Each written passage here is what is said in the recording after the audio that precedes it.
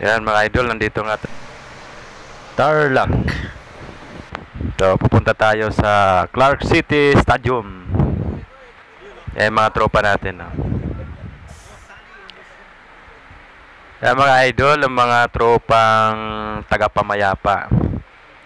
Bali, 3 bus kami rito mga idol. 350 bouncers ang kailangan dito sa concert ng The Fate.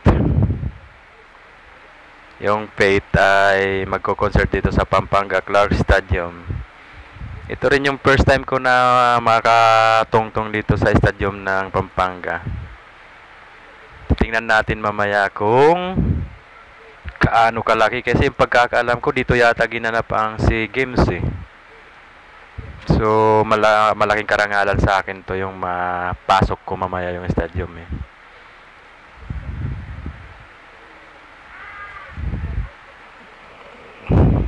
Yan, titingnan natin mamaya kung gaano kalaki.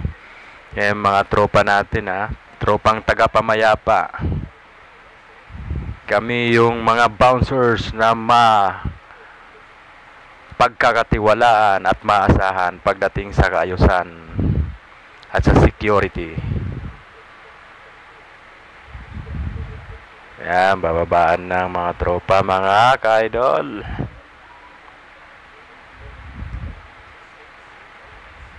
Saya-saya no. Ang saya, may kasama rin kami mga babae rito na lady bouncers. Yung makita nyo yung mga babaeng bumaba, kasama namin yon. Yan. Mga lady bouncers. Maasahan din yung mga yan. Nakita nyo naman yung mga katawan yan, talagang pang-bouncers. Yari kayo dyan. Isang bit-bit lang sa inyo, kaya wag kayong dyan, harang-harang. So yun, nandito na tayo sa labas ng stadium, mga ka-5 na, mga ka-5-9 o mga idol. So yan ang magko-concert dito, ang Fate sa New Clark City Stadium. Yan.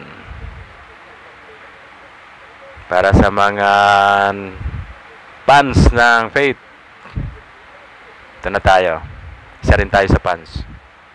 So yan, dito tayo sa loob. Laki pala talaga dito sa loob. Ito yung pagdadausan mamaya, yung concert ng Fate. Yan, ang laki. Lawak pala talaga rito. Ang ganda ng area. Yan ang ganda ng lugar no.